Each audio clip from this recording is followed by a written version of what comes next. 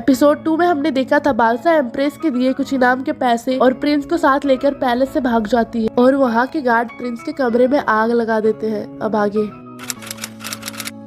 Prince के कमरे में आग लगाने के कारण पूरे पैलेस में आग फैल जाता है, जिसे गार्ड बुझाने की कोशिश करते हैं। बालसा प्रिंस के साथ भागने में कामयाब होती है और वो नदी किनारे पहुंच जाती है। भागते भागते प्रिंस थक जाता है और वो वहीं घुटने के बल गिर जाता है और एम्प्रेस के दिए इयरिंग को वो देखने लगता है और बालसा उसे देखकर बोलती है, ये तो रुएसिया है, तुम इसका ध्यान अच्छे से रखना। आज रात के बाद प्रिंस चोगुम की डेथ हो जाएगी और तुम सिर्फ एक आम चोगुम की जैसी जिंदगी जियोगे। मैंने अगर किसी को प्रोटेक्ट करने का जॉब ले लिया तो मैं उसे पूरा करके रहती हूँ, तो चाहे कुछ भी हो जाए मैं तुम्हें मरने नहीं दूंगी। मुझे तुम्हें प्रोटेक्ट करने के लिए हायर किया गया है और मैं करूंगी। मुझे पता है ये आसान नहीं होगा, पर सरवाइव करने के लिए मैं जैसा कहूंगी तुम्हें वैसा ही करना पड़ेगा और मेरा भरोसा भी करना होगा। एक दिन मैं तुम्हें तुम्हारी मदर से जरूर मिलाऊंगी। ये सब सुन के प्रिंस अपने आंसू पोंछने लगता है और बालसा प्रिंस को फॉलो करने के लिए कहती है। दूसरे सीन में हम देखते हैं कि स्टार रीडर दूर बिल्डिंग के छत पे खड़े होकर जलते हुए पैलेस को देखते हैं। तभी पीछे से एक बूढ़ा इंसान बोलते हुए आता है कि वो लोग अभी तक आग को बुझा नहीं सके हैं। स्टार रीडर उनको देखकर बोलता है, मास्टर गाकाई आप। फिर मास्टर गाकाई बोलते हैं, ये कितने दिनों से चल रहा है। ये तीसरी बार है कि प्रिंस को मारने की कोशिश की गई है,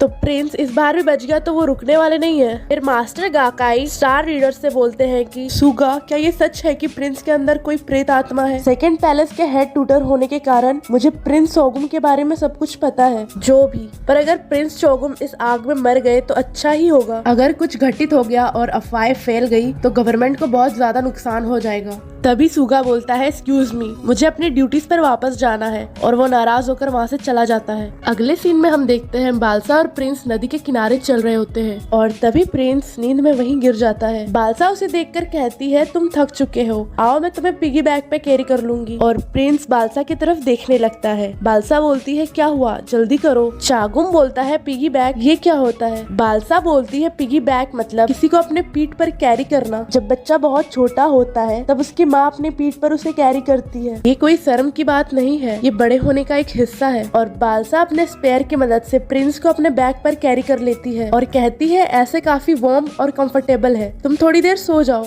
और वो आगे बढ़ने लगती है। अगले सीन में हम देखते हैं स्टार रीडर एक बड़े से गेट के बाहर जाता है और बोलता है, मैं सुगा, मैं यहाँ पर मास्टर स्टार रीडर से कुछ बात करने आया हूँ। और तभी गेट खुलता है और वो अंदर चला जाता है। मास्टर स्टार रीडर हॉल पर आते हैं और बोलते हैं, तुम यहाँ किस लिए आए हो? अगर ये सेकंड पैलेस के बारे में बात है तो मुझे पहले से ही पता है। फिर सुगा बोलता है कि एम्परर की थ्रोन के लिए प्रिंस शोगुम के बड़े भाई प्रिंस शोगुम की हेल्थ अभी सही नहीं है और ऐसे वक्त पे प्रिंस शोगुम हमारे लिए सबसे जरूरी है। तभी मास्टर स्टार रीडर बोलते हैं, तुम कहना क्या चाहते हो? और तभी वो ऑर्डर देते हैं कि सारे गार्ड एम्प्टी वेसल बन जाए। फिर सुगा बोलता है, मुझे माफ करिएगा मास्टर, मुझे लगता है कि एम्परर ने प्रिंस को मारने के लिए सीक्रेटली ऑर्डर दिया है। फिर मास्टर बोलते हैं, प्रिंस की मृत्यु। फिर सुगा बोलता है कि मैं प्रार्थना करता हूँ कि मेरी ये सारी चिंताएं गलत, पर मैं इन चीजों से और अनजान बनकर नहीं रह सकता। अचानक से उनके साथ ये सारी घटनाएं होने लगी जब से मैंने आपको उसकी कंडीशन के बारे में बताया था। तभी मास्टर बोलते हैं, प्रिंस देवताओं के वंशज है और किसी भी परिस्थिति में कोई बुरी शक्ति उनको अपने काबू में नहीं कर सकती है। अगर सच कहूँ तो उनको किसी बुरी शक्तियों ने काबू ना भी किया हो, फिर भी उनकी हरकतें तो वैसी ही है। फिर सुगा बोलता है कि आपको सच में ऐसा लगता है कि प्रिंस के लिए कुछ भी नहीं किया जा सकता है? फिर मास्टर बोलते हैं, इतने विश्वास में मत रहो, क्या तुम भूल गए कि द सेकंड एम्प्रेस ने प्रिंस के बारे में जादू इस्तेमाल करने वाले को क्या मैसेज भेजा था? या तुम वो भी भूल गए? सुगा,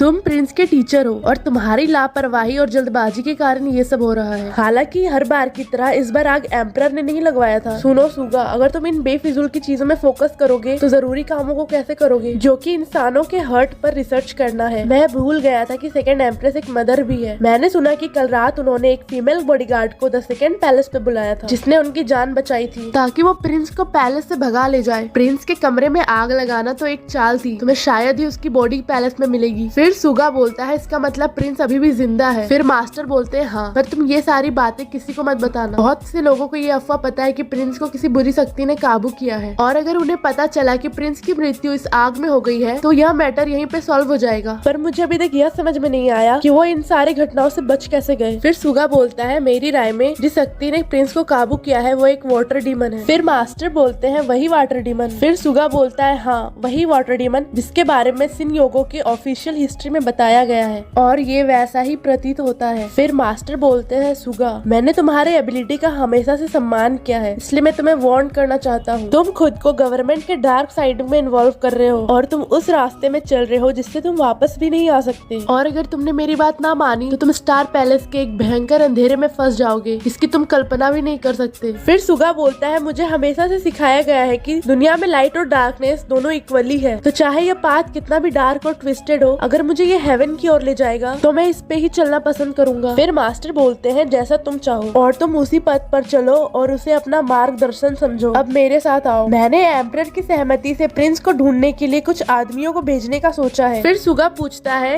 किस स्थिति में? फिर मास्टर बोलते हैं, अगर हम जिस टॉपिक पे बात कर रहे थे उस पे वापस जाए तो एक वाटर डीमन ने प्रिंस को काबू में किया है, इसलिए मैंने प्रिंस को मारने के लिए थर्ड अटेम्प्ट में फायर का इस्तेमाल करने का सोचा था। ऑफिशियल हिस्ट्री बताती है कि आयोमी नदी से बना एक छोटे लेक के पास शिनयोगो के पहले एम्परर तोरुगारू ने वाटर डीमन को मारा था, जिसने एक याकू चाइल्ड को अपने काबू में किया था, जिसके बाद उन्होंने खुद को the son of haven declare किया था और एम्परर बने, जिसे गॉड खुद ब्लेसिंग देते हैं। फिर सुगा बोलता है, एक और वैसा ही बच्चा। फिर मास्टर बोलते हैं, इससे हमें पता चलता है कि वो इंसान जिसे हेवन से ब्लेसिंग मिलती है उसके अलावा और कोई भी वाटर डीमन को नहीं मार सकता है, और जिसके ऊपर गॉड की कृपा हो। और एक बार प्रिंस वापस आ गए तो एम्परर उन्हें खुद मारेंगे, और ये जरूरी है कि एम्परर उसी ब्लेड का यूज करे जिससे टोरुगारू ने डीमन को मारा था, द स्टार हर्ट ब्लेड, जो हर जनरेशन के एम्परर को पास होता है। फिर सुगा बोलता है, पर मास्टर वो ऐसा नहीं कर सकते। तभी मास्टर बोलते हैं, तुम मुझे मत सिखाओ, हमें ऐसा ही करना होगा, मेरा विश्वास करो। सीक्रेटली राजा भी रोते हैं, उनके पास अपने बेटे को मारने के अलावा और कोई भी चॉइस नहीं है। ये दुख की बात है पर यही सच है, और तुम्हें भी ये समझना होगा कि एम्परर के लिए भी ये एक पेनफुल डिसीजन है। फिर मास्टर एम्परर के सीक्रेट रेजिमेंट को ऑर्डर देते हैं जिसके बारे में कोई नहीं जानता है।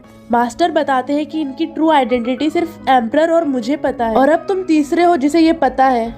और इसी के साथ ये एपिसोड यहीं पे खत्म होता है।